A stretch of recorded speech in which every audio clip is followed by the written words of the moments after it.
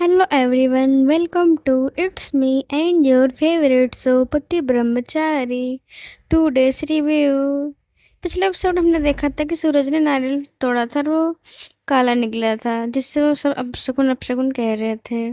उसके बाद सूरज के जीजा जी आते हैं और कहते हैं कि उन्हें 100 टिफिन का ऑर्डर मिला है।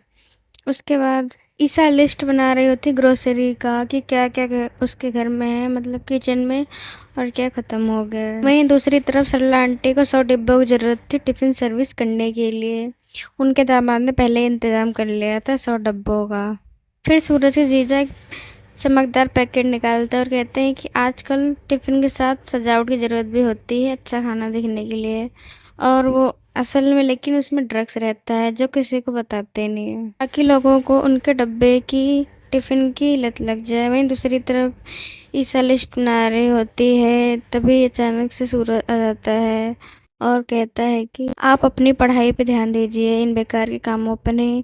तभी ईशा देखती है कि सब्जी वाले थैले में गजरा रहता है और सूरज को थैंक यू बोलती है कि वो उसके लिए गजरा लेकर आया है। सूरज कहता है कि नहीं, मैं नहीं लाया। तभी उनकी लड़ाई होने लगती है और इसी चक्कर में नलका टूट जाता है, टैप टूट जाता है। वो सूरज उसे ठीक करता है। वहीं दूसरी तरफ सब बातें कर रहे होते हैं, तभी विद्या के पापा उसको सूरज के घर के अंदर धक्का देते हैं और कहते हैं कि आज से मेरे घर में नहीं रहेगी, बिन ब्याह दुल्हन को कौन अपनाना चाहेगा। फिर ईसा विद्या के पापा को कहती है कि आज से विद्या विद्या यहीं रहेगी, ये उसकी बुआ का घर है।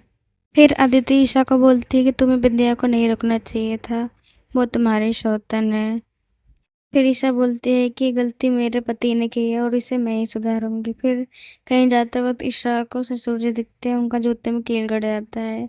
फिर उनके जूते में हैंकी डाल के देती है ताकि उनको प्रॉब्लम ना हो। फिर वो उनके नए जूते लेने की बात करती है। फिर जो उसके जीजा जी होते हैं 100 टिफ़िन ले जाते हैं, लेकिन दाई मैं बोलती कि नहीं, सूरज भी कोई काम करेगा, वो टिफ़िन देने जाएगा, आप नहीं जाओगे, आप तो इस घर के दामाद हो, आपने तो बहुत कुछ किया है, हमें आप पे आँख बंद करके भरोसा है। फिर दाई माँ विद्या से माफ़ी मांगती हैं कि ये जो कुछ भी हुआ मेरी वजह से हुआ है। फिर विद्या बोलती है नहीं बुआ जी, आपकी गलती नहीं है, ये मेरी ही गलती है। मैंने सूरज और मेरे दोस्ती के रिश्ते का कुछ ज़्यादा ही आगे सोचने की कोशिश की, मेरी गलती है। ईसा यह सब देख रही थी। फिर वो अपने पास्ट को याद करती है कि उसके पापा ने उसके साथ क्या क्या किया है और उसे उसके पापा का प्यार नहीं मिला, लेकिन विद्या से प्रॉमिस करती है कि विद्या, तुम्हें तुम्हारे पापा का प्यार ज़रूर मिलेगा। फिर वो अपने कमरे में जाती है और देखती है कि सूरज ने आईने पर लिख रखा है थैंक यू। फिर वो उसको बोलती है कि जो बात मन में हो वो बोलने में भलाई है, लेकिन ये क्या फ़ायदा जब मुंह से नहीं बोला। फिर सूरज जो होता है ईशा को थैंक यू बोलता है कि आपने जो किया है उसके लिए थैंक यू। सूरज बोलता है कि मैं आपके लिए स्टडी टेबल बना रहा हूँ जिससे आप रात भर पढ़ाई कर सकें। तो दोस्तों, आपको आज का रिव्यू कैसा लगा? अच्छा लगा हो तो आप मेरे चैनल को सब्सक्राइब करें एंड लाइक करें। Thank you for watching.